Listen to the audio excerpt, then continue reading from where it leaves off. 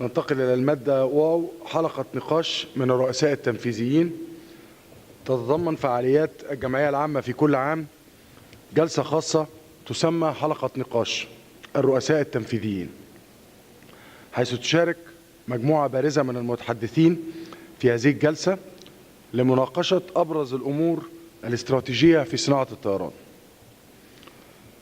وسيقوم السيد مايكل بيل من شركة كورن فيري بتنسيق هذه الحلقة، ولكن قبل أن أعطي الكلام للسيد بيل لتعريف المتحدثين، سأستأذنكم في أن أقوم بإعطاء لمحة مختصرة عن سيرته الشخصية، واسمحوا لي الآن أن أتحدث باللغة الإنجليزية. Mr. Michael Bell is a senior client partner in the civil aviation practice. He was previously with a global recruiting firm where he founded and led the global aviation, aerospace, and defense practices. Over his 23 years in the profession, Mr. Michael Bell has led over 1,000 searches for aviation and aerospace organizations around the globe, and that including numerous CEO and C-level mandates.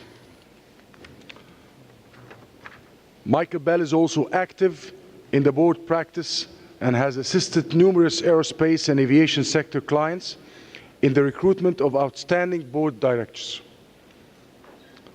Mr. Michael, the floor is yours. Thank you very much, Chairman.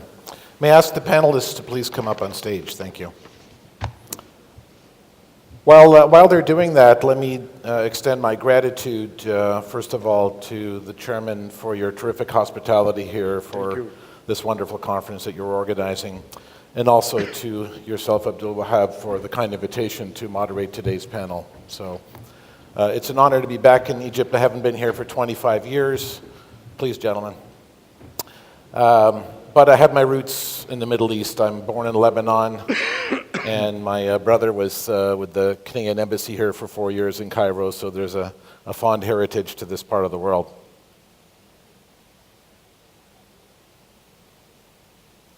Terrific. So let me introduce our strong panel today, and I'm going to start on your far right. We have Henrik Hololai, who is the Director General of Mobility and Transport for the European Commission. Henrik, welcome. Next, we have Mr. Adel Bedha from Emirates. You'll notice on your program that Sir Tim Clark was to have been here today. Unfortunately, he offers his regrets. He had to return to Dubai. But we're delighted to have Adel with us today. He is the Executive Vice President and Chief Operations Officer for the airline. And then Mohammed Al-Houd. Mohammed, welcome. Chairman and Director General or CEO of Middle East Airlines. And honored to have you with us. And of course here, as we heard from you yesterday, Captain Samah Al-Hafni, the head of the Civil Aviation Authority in Egypt. So we have the region covered, we have the European community covered, and a nice diversity of perspectives.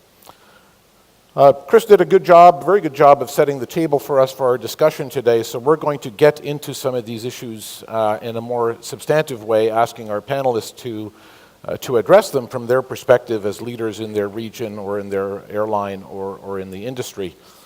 But importantly, we have a job for you as well.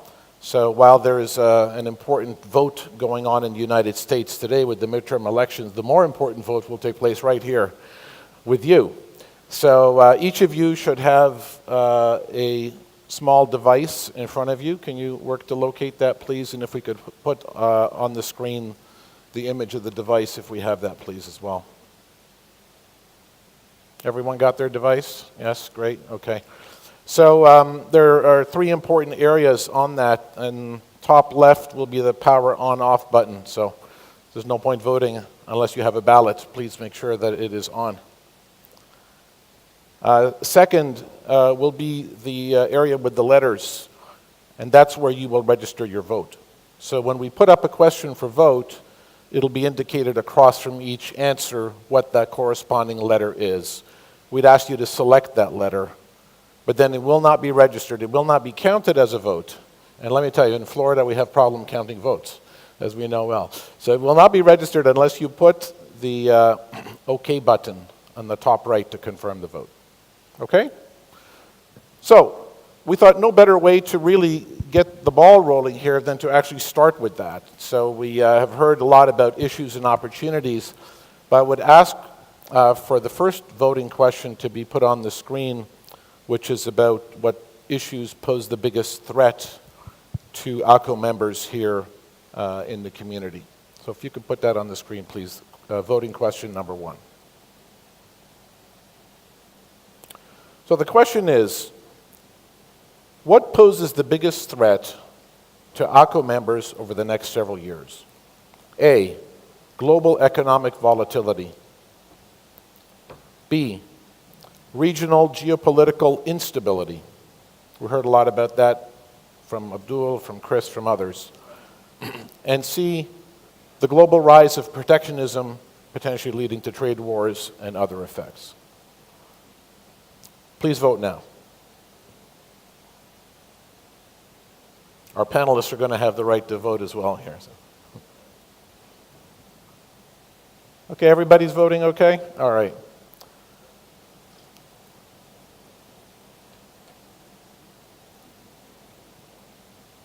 Okay. So it looks like the majority think that option B, if we could put the choices back up on the screen, is the most important. Let's put the question back up, please, which is regional geopolitical instability. All right, let's get the panel to talk a little bit about the issues as you see them, both what you heard here, but also what you see yourselves. And Mohammed, I'm going to call on you first. When we spoke in preparation for this panel, I asked you what worries you the most, and you said an external event or something out of our control, including the geopolitical instability in the region. So tell us a little bit about what has that meant for Middle East Airlines and how you guys are dealing with it. For Middle East. Thank you.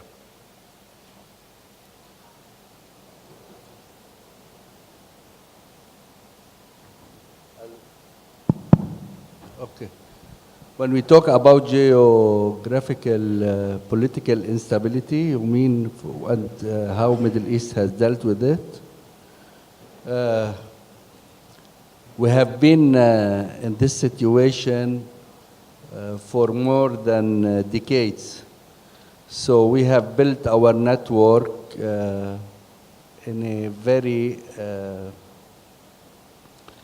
very special way, and we make the size of the company small in order to be able to absorb shocks and problems. So you're the little ant moving between the elephants or trying to avoid the big storms that are coming through. For example, even the rate of growth, we grow by around 9 to 10%, 8% per year. We don't make big jumps. And I think this policy has proved to be beneficial. And we emphasize our network of pole-to-pole traffic, and Sixth Freedom traffic are only an add. And we operate our plane only to places where there are real economic activities between this area and Lebanon. You know, Mohammed, I've taken a close look at your airline. You and I have discussed this in the past. The results in Middle East are really quite tremendous. I mean, I think up until 2002, you were losing money. And since then, you've made a profit every single year. If I'm not mistaken, $1 billion in profit since 2002. That's quite remarkable considering not just the regional geopolitical issues, but also the issues within Lebanon in and of itself, right? So tell us a little bit about that, because many airlines here are similar to Middle East. They're smaller national carriers, maybe facing some of their own dilemmas. And beyond managing capacity, as you said, what else have you done to help deliver such strong results? No, I don't hope that anybody will follow our model. I hope that we will follow others' model, and we will be in a stable situation politically and from security point of view. The model is built, I told you, as conservative network. We consider that we have to provide our customer with the best service. We consider that mega carriers are supermarket. We are small boutiques. We try to have best timing of our flight, on-time performance, safety record, and service. And all of these things comes together, renewal of fleet, good lounges, and we cooperate with other companies. So we are part of SkyTeam, but we have code-share agreement outside the SkyTeam that is equal to the number of code-share agreement that we have inside SkyTeam. We have big code-share agreement now with Turkish Airlines. We have with Qatar Airways. I don't want to mention all the names, but Royal Jordanian. So we are cooperating on routes with everybody, and we believe bigger market shares are better than staying alone. Thank you, Mohammed. Thank you. Captain, let me turn to you a little bit. I know you don't speak for the airlines directly, but obviously you're interacting with them on a daily, regular basis. What has the geopolitical instability meant here in Egypt, and specifically for the Egyptian carriers, not just Egyptair, for the others, and how have they dealt with it? Okay, let me first start with, since people select B and not C, that means that the civil aviation is doing a very good job in the region. But I think regional geopolitical instability, it's a big threat for the Egyptian carrier especially, because you know that this affects all the commercial activity of the airline. This affects the tourism, which is most of our charter air carriers operate, and this affects on the costs of operation of airports, like additional security measures, and all this is reflected on the financial sheets. So I think the instability of or the geopolitical instability, this is something very seriously, and it shows that most of the airlines, they get losses in their financial sheets. We have some airlines cannot continue the operation for the time being, and we are still recovering from this geopolitical stability, and the problem that we cannot forecast this situation will last for how long. You have to build, like Mr. Mohammed Al-Hout mentioned, you have to put strategies.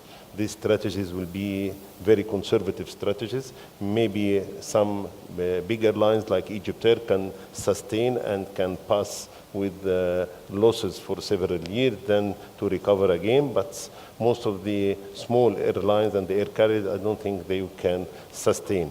That's why when you look at the Egyptian case, you will find lots of Egyptians have changed now the model of operation, either on the charter base or the schedule-based operation. And most of them, they lease their aircraft outside and to start to operate from outside bases out of Cairo. But what I see now, Egypt start recovering from the economical point of view. We have a good season, summer 2019, for the tourism. Egyptair start recovering very fast through many major activity they have put on the commercial operation, and they start to adapt, like they say, the situation, which will give them a very good chance later on. Once this instability finished, they will give them a good chance to recover very fast. In flying over here, I was reading one of the local newspapers, and it was saying that there was the inauguration or the return of some new flights to the airports in Sinai, for example. And I was surprised to hear, of course, that they had not been operating. So in our preparation, Captain, you mentioned that the policy has been to open up those airports for open skies, if you will, the tourist or leisure airports, but not so much Cairo, right? And you've had good results with that, right? So do you see liberalization of traffic even to Cairo as helping to deal with this issue by stimulating demand, if you will, for the economy here and even for the airlines? We have to be honest. We don't want to link between the geopolitical situation and the liberalization of the airport. We start liberalization before the instability happens for the past 7 years. The liberalization of airport was very successful, not only on the tourism side, but Egypt also, we have lots of laborers travel from so many destinations like Sohag, like Asyut, like Alexandria, Burj Al Arab.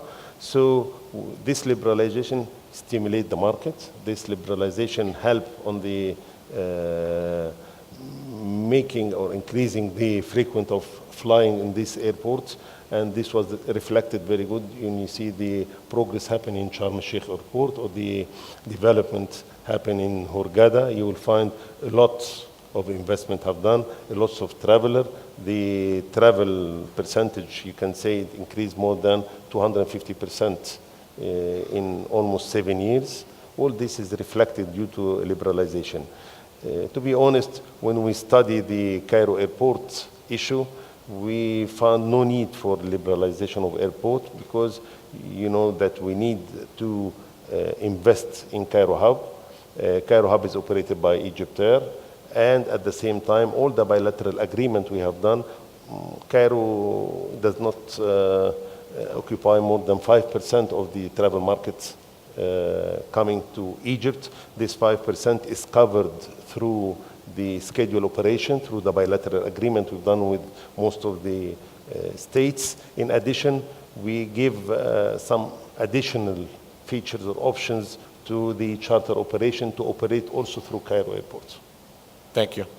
Let's turn our attention to the perspective from Europe. Henrik, if I can bring you to the discussion. And the stats show that the #1 destination for travel globally is to Europe. And I think it is the same for the region here. So what has this instability here regionally meant from the European perspective and your outlook at a pan-European basis? What impact is it having and what does it mean for the future?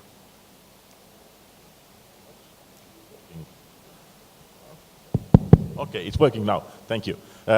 Thank you very much, Michael. But may I first just start by thanking AACO and Egyptair for inviting me here, and also for their incredible hospitality and a very well organized and run conference. So congratulations for that, and it's a real honor and pleasure to be here, and also to feel part of the AACO family, which I have had the pleasure now to attend quite a few years, and it's really always very stimulating for me as well, and also the opportunity to reach out and to talk to the partners here.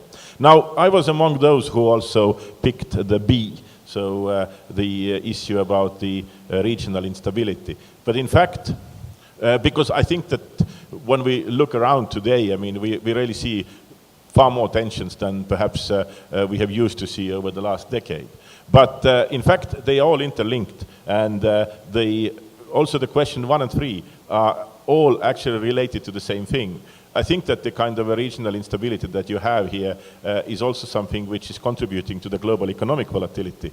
And in turn, the global economic volatility has contributed to the increase of protectionism. And I think that this is absolutely no-go. It is a very wrong direction to go, because the global economy is only benefiting from when you open up the barriers. And Europe has been actually a big proponent for that.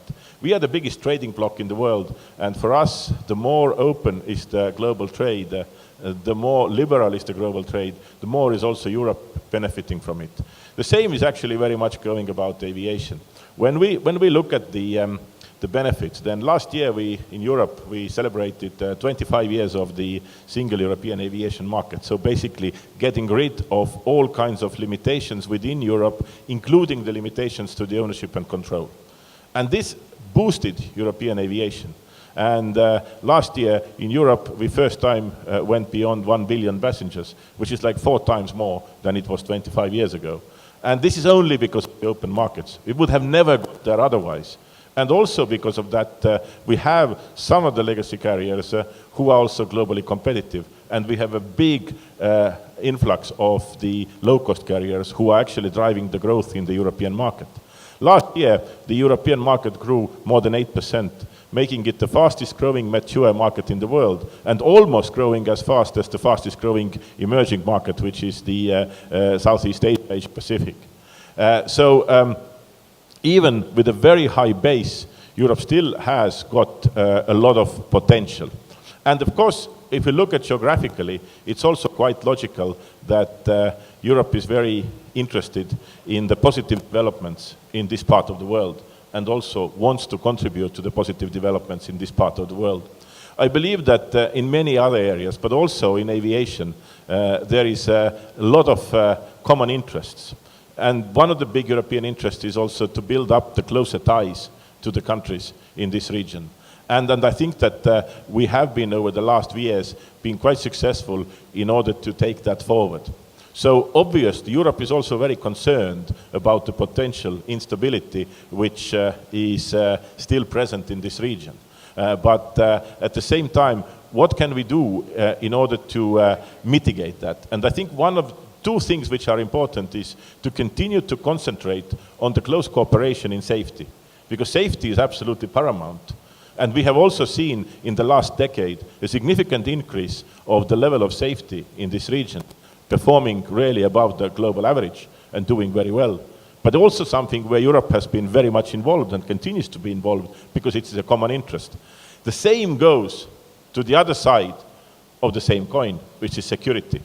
And a lot has been also done in order to support the increase of the aviation security levels here. And I also very well remember the difficult moments when it comes to the Egyptian aviation when you had the terror attacks. And then also when we in Europe reached out to your civil aviation authority and to the partners here to help to restore the confidence to the extent possible, and also to make sure that the security protocols are being efficiently implemented. And that is the kind of a cooperation that is also very much needed in order to continue to build more trust despite of the political instability which is present, and in a way also somewhat the security instability. Because we also know that one terror attack or one terror attack against an aircraft, and you have a massive drop in the tourism industry.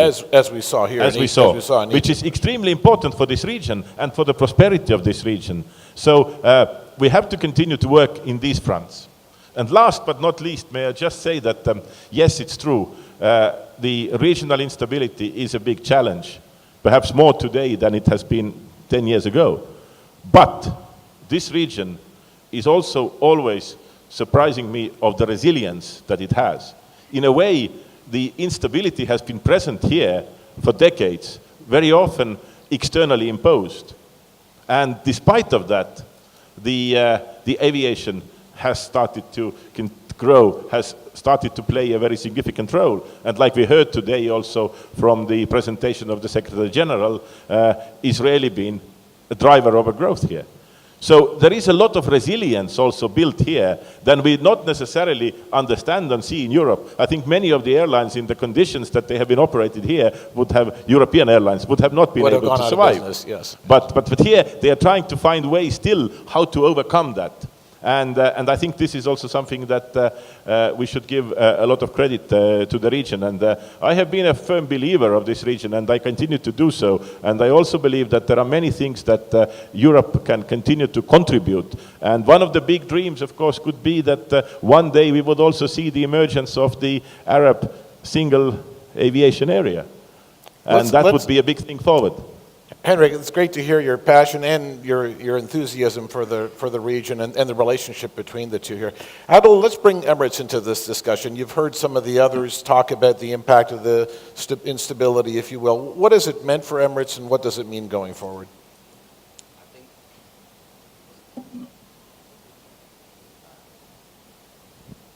Yes. I'm one of those who have selected C. And I'll tell you what's the reason behind that. I think whether we talk about economic crisis, trade markets, or any geopolitical issues, they are temporary. They comes and they go. And we have been used to this kind of thing, and we adapt ourselves in that. In fact, sometimes any geopolitical issues create more opportunity than become blockers. But the single factor that will prevent us, and the single factor that really generate the highest threat within the carrier, is the overprotectionism policies that being applied by certain countries. This is the factor. It prevents us from having to expand our network, prevent us from generating or simulate economics. So the policy that being applied today within the regions, and unfortunately some of the major or the biggest countries or the area where we can see the largest opportunities are applying these kind of policies. So this is where the threat is, and this is where we need to liberate. Those places who are adopting or does not apply open sky policies are creating the threat of eliminating the expansions of any airlines.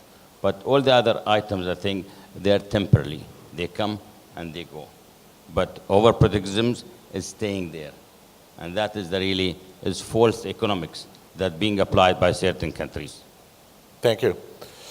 Maybe I'm going to ask Captain to come in here with his thought, but could we put up the second voting question while we get that? Sorry, the third one, which is about consolidation, please. Question number 3. Yes, Captain. I just want to comment about the open skies and all these issues about free access to the markets. We didn't see until now a complete concept of the open sky. We heard the open sky and free market and free access in Europe, and still there was some protections. Emirates itself, in some destination in Europe, they don't guarantee free access. At the same time, if you go to Canada, you will find the same thing. I'm talking Emirates because you mentioned and I know that you have these problems. Emirates itself, they have problem in access in some destinations or in some places like the free access and the free market. I think that I agree that at a certain level, liberalization is important. At a certain level, liberalization and free market access is good, but we have not to consider only liberalization and market. You have to consider also that this mega carrier is dealing with this small or intermediate carrier. We have to respect these issues. The disparity between the two. Yeah, because... And Mohammed, when we were speaking in preparation, you mentioned that even when there is liberalization, sometimes the practical realities of getting access to it, like slots, can actually impede your ability to grow in some of these markets, correct? We are supporters of liberalization, and we don't believe that protectionism will lead to the best aviation markets. However, we believe that sometimes liberalization is used against basic competition rules. For example, a big carrier talk about liberalization. They want to invade small markets of small carriers or small countries with free access to this market. At the same time, they don't allow these small carriers to go into their markets saying that we don't have slots. And I have that problems with many Arab countries that are good friends of Lebanon and that they have 6 or 7 or 8 flights per day. When we ask for the third flight, we receive the letter, you are our friend, you are our dear brother, sorry we don't have slot. So when we talk about free entry and exit to the market, it should be implemented. It should not be only free entry and exit to the market. You can come as much as you want to London Heathrow, but there is no slots. But so, and so on and so on. So, implementation of liberalization is important in order to let liberalization lead to what we like to have in the aviation market. Understood. Let's go back to the audience here. Just one sec, Henrik. I'll be back to you. The question before you is, the AACO membership will experience major consolidation over the next several years. So take your voting devices and please respond. Either agree, disagree, or neither. Before you do it, I just want to draw your attention that it is an auto power off. So if you turn it on, make sure that it is on when you vote. Thank you. Thank you, Abdul Wahab. Please vote now.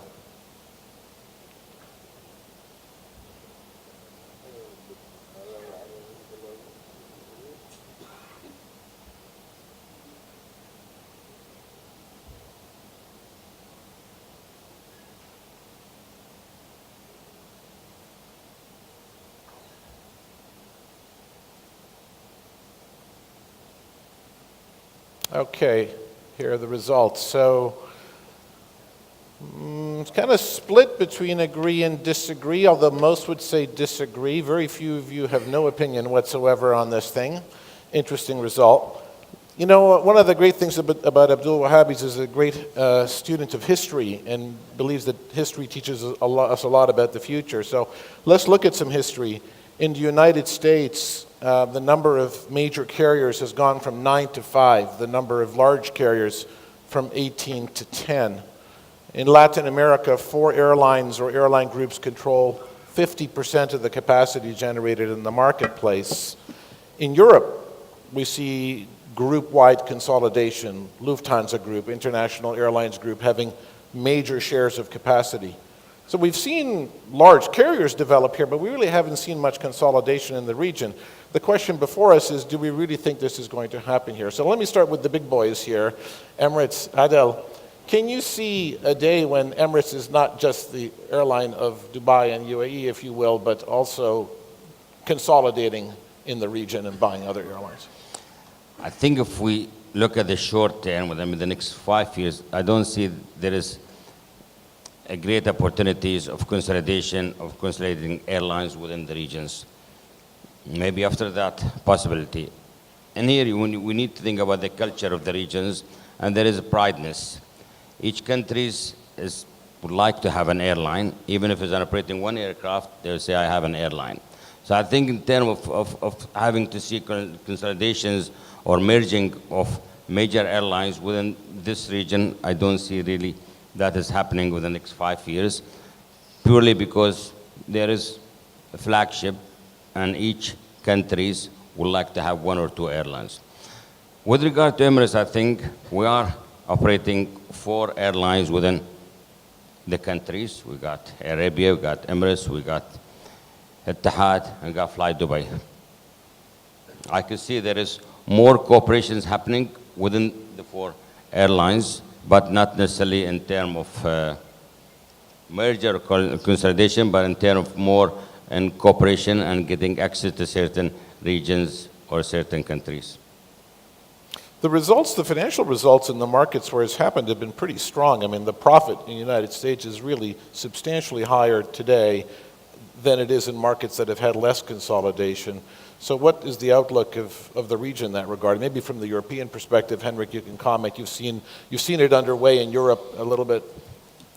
Thank you very much, Michael. Actually, this question very well fits into the last comment I wanted to make concerning the previous question when we talked about the liberalization. And I was just about to say that liberalization is actually a very complex issue. We all say the same word, but we might mean different things. And the other thing is also, I made the example of the European single aviation market. And yes, I said that we liberalized all the freedoms. But equally important decision, which actually made the market vibrant, was also getting away with the ownership and control restrictions. And that actually was the key to help to create also viable airlines.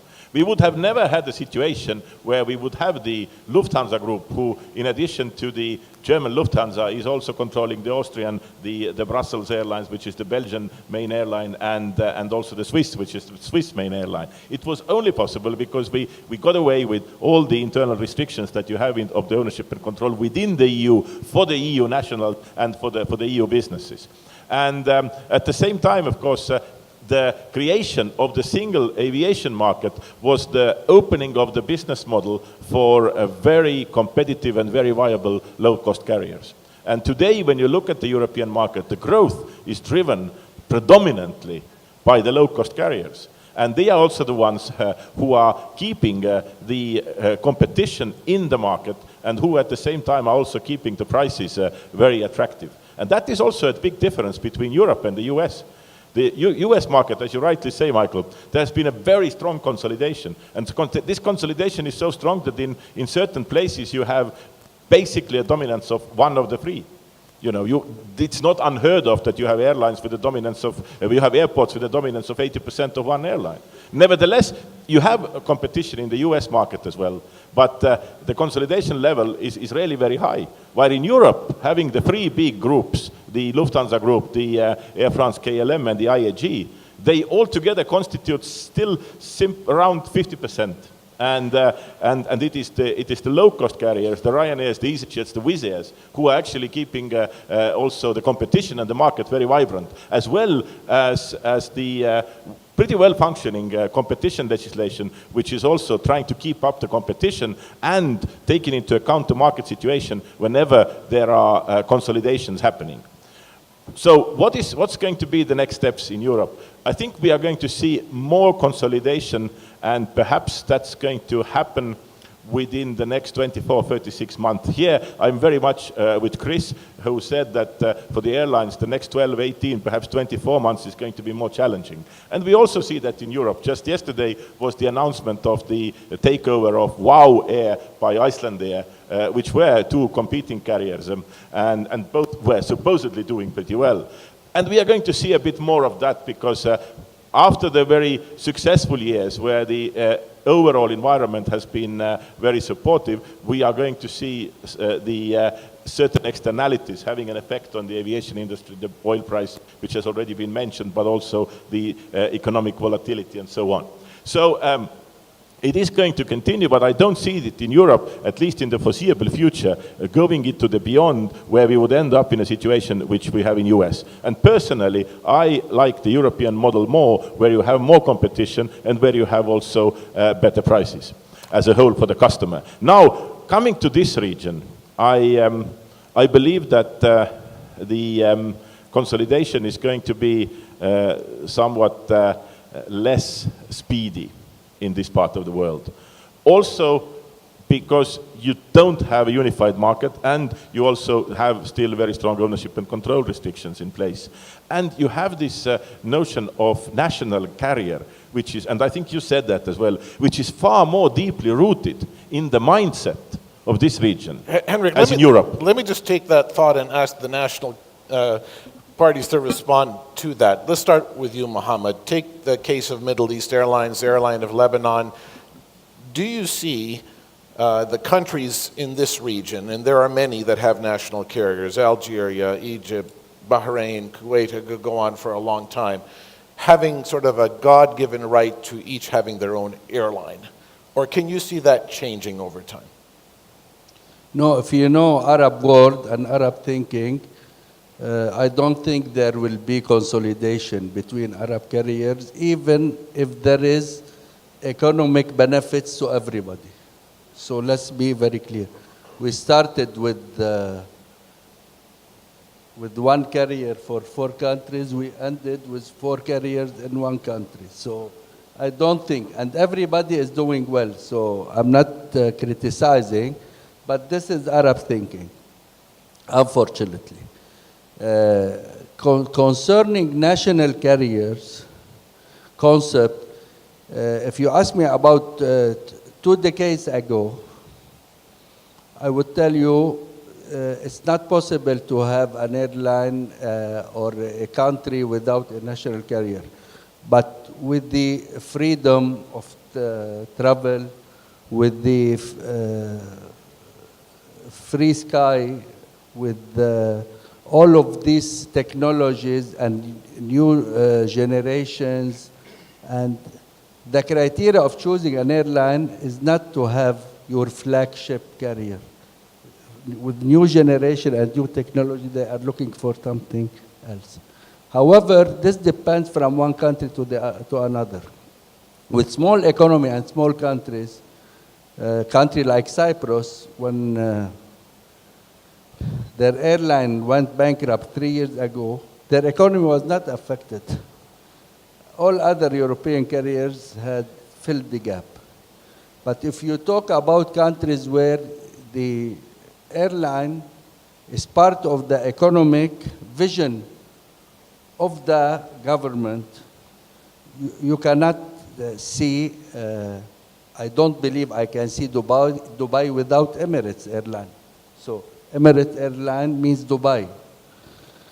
In Lebanon is different. In Lebanon, we are a small market, but given the geopolitical and situation and economic situation in the area, I don't think that we can live without Middle East Airline. Otherwise, in 2006, when you had the Israeli attack, you wouldn't see a carrier that is flying next day the war that ended, and so on. The resiliency that you're talking about. The resilience. I cannot imagine, for example, the new Istanbul airport without Turkish airline. So if you are talking about hubs and spokes, you need to have a mega national carrier. If you are talking about small countries, small African countries, small European countries, you don't have to have... Let me twist that a little bit, and I'll take it to you, Captain, on this one, because if you go to Austria or Switzerland, they still have their national airlines, but those airlines are part of a group controlled elsewhere. So could you see that model happening here, for example, in Egypt? I agree with what Mr. Al-Hout said. This is part of the culture. I cannot say we can see it in the near future, but concerning your questions, I agree with Mr. Henry concerning the low-cost carrier. I believe it is the era of the low-cost carriers. That's why you will find big alliances now. They accept for the past years the low-cost carrier to join. If you can ask this to any alliance during launching or initiating the alliance, they will definitely say no. Now they accept and they believe about the importance of the low-cost carrier. But at the same time, if you ask any experts, do you think the future of the alliances will continue, the three big alliances? Lots of people I know, which they are experts in the field of aviation, they say, we don't see a future, big future. We are not big believers in the continuation of alliances. But we can believe it's not an airline competition now. It is hubs competition. That's why you find mega carriers, Lufthansa, they have a group. You find in the GCC, you find big hub like Dubai hub. You find everyone going through the hub. How many of these hubs can this region take? We have one in Dubai, we have one in Abu Dhabi, maybe a little smaller after developments at Etihad. We have one in Istanbul. If you look what's happening in Jeddah, they're building a big airport. Saudi wants to put something there. Ethiopia's got one developing in sort of a smaller one, but still somewhat relevant to tap into Africa and other regions. How many of these hubs can the region really tolerate? I'm not sure, Captain, you want to take that or somebody else wants to.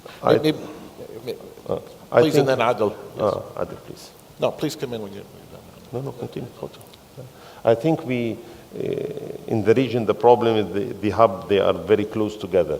But this example was done in Europe before. You found a hub in Orly, you found another hub in Charles de Gaulle, you found a hub in Amsterdam, you found another hub in London, and so on. And this is the new philosophy for operation. Now when you look for EasyJet now, it has several hubs.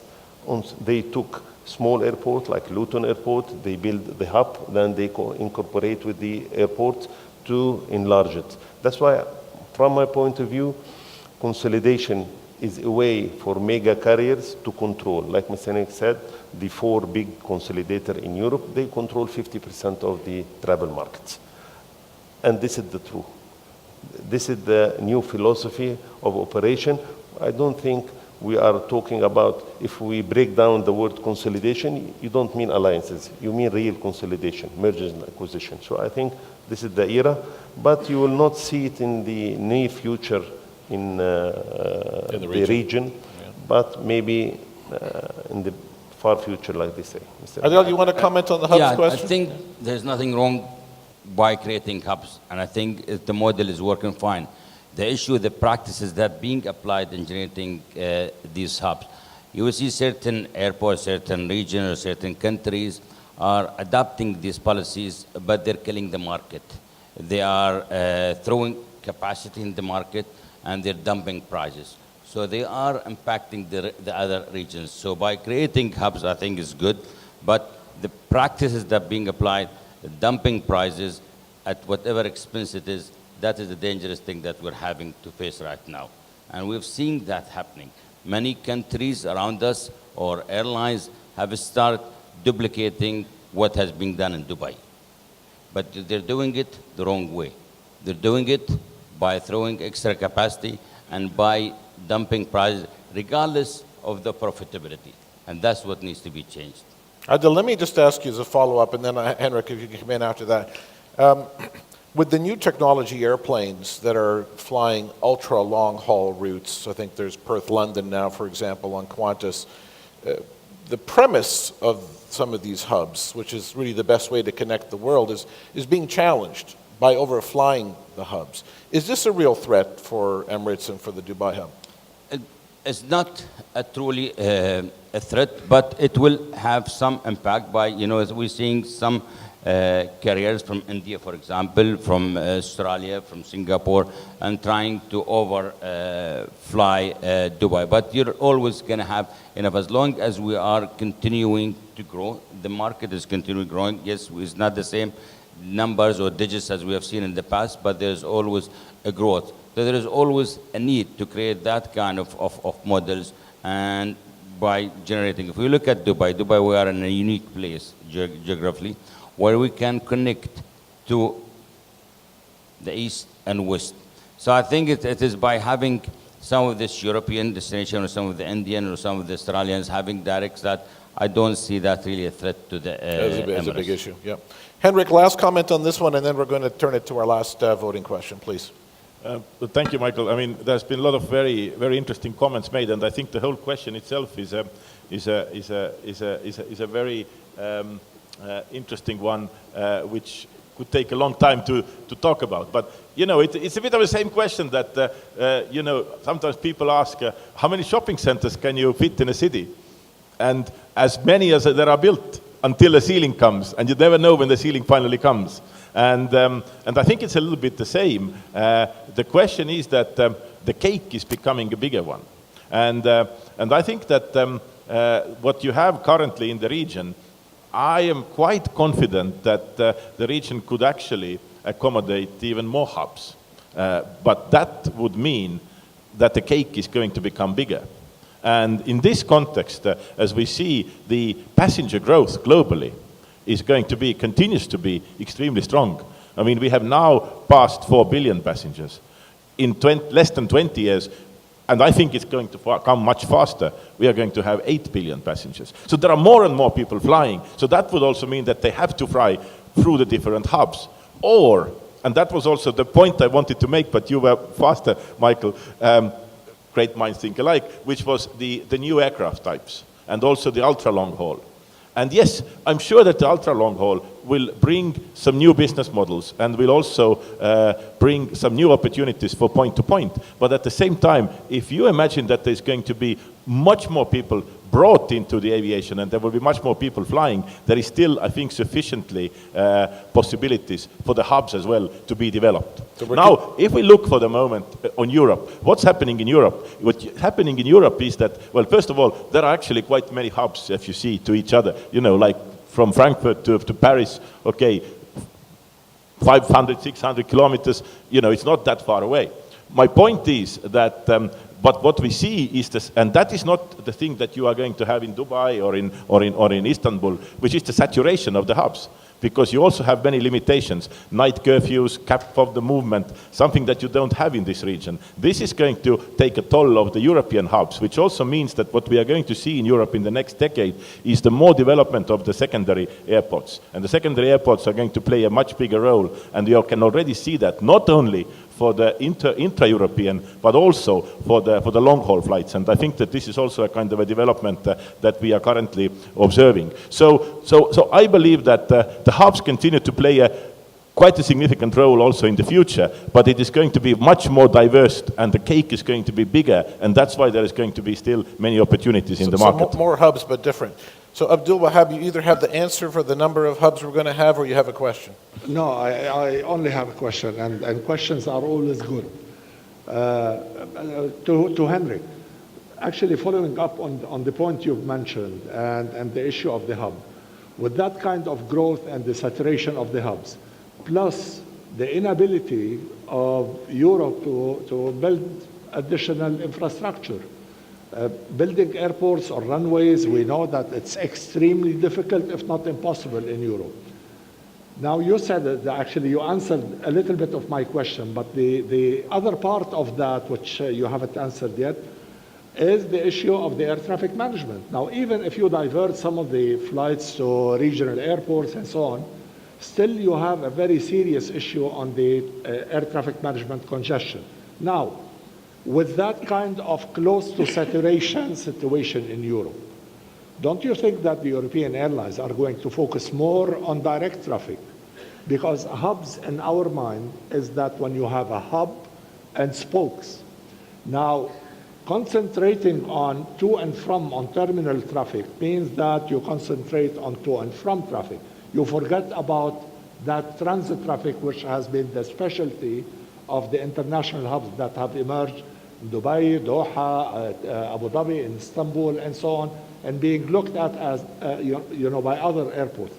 Don't you think that with the situation in Europe, with that growth, the growth of traffic with Asia, and the saturation of the infrastructure of Europe is going to actually make it necessary for the international hubs to work and to flourish? Henrik. Thank you very much, Abdul Wahab. I think it's a very good question. My answer to that will be a bit what I said earlier. There is a room for both, and I think that the international hubs will continue to play a role in the next decade, probably even in the next 2 decades for sure. I don't dare to think beyond that. But also, there is going to be more direct traffic because of the reasons that you also described, and because of the new aircraft types like the 350, 787, which are in the market and which are actually able to efficiently also deliver this service. So it is going to be the combination of both, but you also touched upon a very, very important issue. I just say a couple of words about that. If you ask me what are my 3 biggest priorities when it comes to the European aviation today, then I have the answer. The first priority is the infrastructure capacity. The second priority is the infrastructure capacity. And the third priority is the infrastructure capacity. This is the biggest challenge that Europe is facing today. If we are not going to do anything seriously different about the infrastructure capacity crunch that we have in Europe, then in 2035, 160 million passengers in Europe will not be able to fly simply because there is no capacity in the air and on the ground. And that is also the problem, because you have all the limitations in the airports. It's very difficult to build a new airport. It's very difficult to build a new runway. So what can you do? You can actually have a lot of efficiencies that you can create. You can make the air traffic management more efficient. You can also get more efficiency out from the airports.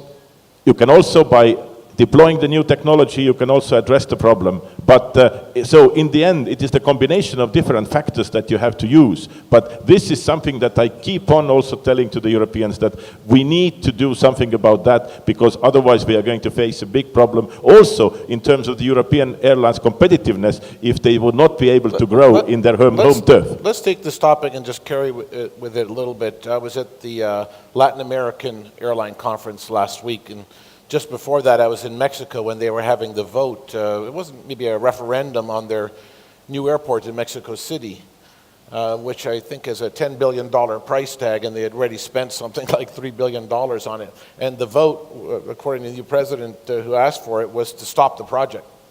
So you imagine at a time when the airline needs it, the country needs it, et cetera, they've put a halt to the development of new infrastructure. Is this a worry for the airlines and the countries here on the panel that while they're not a big issue today, maybe if we see what's happened in Europe, certain parts of the US, it's going to be an issue here? Adel, I'll start with you. I mean, you guys rely on this infrastructure maybe more than anybody. Is this going to be a problem? I think we are seeing that, and we will be faced with some kind of infrastructure limitation in certain countries, as we have seen it in Heathrow or anywhere else. And when it comes to, particularly in Europe, I think it is to address any infrastructure issue is a very long process. It's not an easy, and I think they'll face.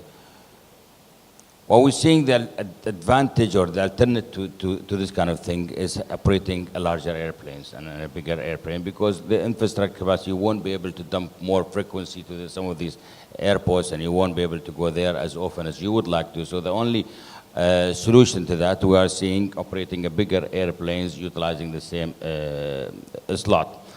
But that's not, it is easily said, but it's not really easily implementable, because bigger aircraft requires a different arrangement to be done, and we are seeing some of the airports are very slow to cope up with supporting the operation. If I take the A380, for example, we go through a very challenging, heavy discussion, lengthy discussion, in trying to have airport supporting it. And even when the airport can support it, we see some of the other logistical issue within the airport comes and is stopping it. Some of them legitimate and some of them not, because they are scared by operating a larger airplane. So I think, to answer your question, yes, we are facing issues with the infrastructure of airports, and even when that is addressed, you come and go across the other logistical element, whether catering items or ground handling items, all the logistical things to support a larger airport or a larger aircraft. Even in Europe, we've seen that. I mean, even it comes to the point that very simple thing, immigration of police officers to be put in one particular airport, it cannot be implemented or cannot be supported, because they have to go through so many logistical things to add one more officer to process immigration. Mohammed, Captain, how do you see the infrastructure issue affecting your airlines, if at all? In Lebanon, really, the airport has reached its maximum, and the government is working on a plan for expansion in order to increase capacity from 6 million to 11 million in the first stage, and then from 11 million to 20 million second stage. Now the capacity is 6 million, but the airport is having 9 million passengers. Therefore, we are facing a lot of problems. And as Adil has said, you are facing some problems where you shouldn't have it, with some illegitimate thinking concerning those small details or spending. We are going to face a problem in the long run if we don't do something quickly. Captain. I agree with what Mr. Tifaha said. The critical element in the system is the air traffic management. We have passenger flying, we have manufacturer producing aircrafts, but the problem, this aircraft and this passenger, they are flying on a block between 31,000 and 41,000, and we can do nothing from that. But the only thing we can do about it is to apply what's the SMS approach to solve any problem. When you have a problem, we think about first technology, and this is our hope. We need to find another block. We apply the regulation part. The regulation part we already applied at the second step, which is the flexible use of airspace, and we are now trying to push for the implementation through regulatory issues, through the flexible use of the aerospaces. The training is the third one. It is just a later stage, but I think we need technology, we need the aircraft to start think about the manufacture of putting another block, 41,000 to 51,000. Otherwise, what we are hearing about 2035, 2037, 2050, these are only talking and it will never be implemented. Well, it sounds like the region should pay careful attention to what's happened in Europe and other parts to avoid this becoming the reason why we're not enjoying the growth that has been enjoyed for so many decades. Well, we've hit the 2-minute warning, and we want to make sure we have an opportunity to take any questions from the floor if we have a few minutes. So are there any questions out there for our terrific panel? If so, please indicate. Yes, we have one right here with AACO, please. Good afternoon, everybody. Thank you, Michael, and your distinguished panelists for this very provocative session. Actually, I don't have a direct question, but I have a comment on what has been raised by the panelists and lately by Mr. Tafaha in his last intervention. Your first question was about the outcome of the question was about the regional geopolitical stability. If you add to this also the inflexible use of airspace that we are suffering from in our region, and also the numerous conflict zones that we're having in the Middle East, and also the delay in the implementation of the ATFM systems in the Middle East. I share the admiration of Mr. Hololai and the belief in the robustness of the airlines here in the room, because they could cope with these numerous challenges simultaneously, especially after the Arab Spring in 2011, to cope with all these contingencies at the same time.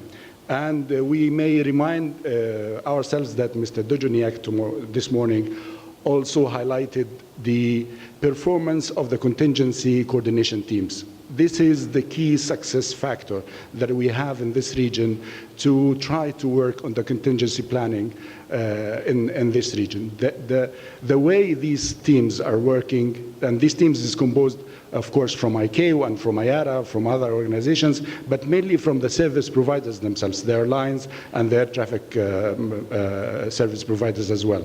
They work informally together in a very flexible manner in order to absorb the numerous shocks that we're receiving every now and then. My concern now is how we improve this way of informal communication between the service providers, whether the airlines or the air traffic service providers, and the organizations such as AACO in order to overcome the complexity of the capacity that we're having in the Middle East. The hubs are too close to each other. We have some region that is now stranded with traffic. The delays we've seen this morning is around half an hour every day. And we need to work closely together in order to improve this and in order to advance the implementation of the air traffic flow management as soon as possible. There are some states who are ready to implement, but this will not help. We need a regional effort to implement air traffic flow management. And maybe AACO as a regional organization could assist in pushing forward this implementation of the air traffic management. Thank you very much. Thank you. Anybody here want to comment on that, or is it pretty clear it's a big issue? Yes, terrific. Well, I think we're at the time, Secretary and Chairman. If I would ask everyone to join me in showing our appreciation for the terrific input from our panel today. Gentlemen, thank you very much.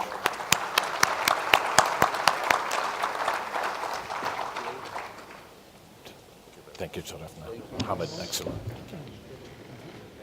Heinrich, thank you very much. Well done.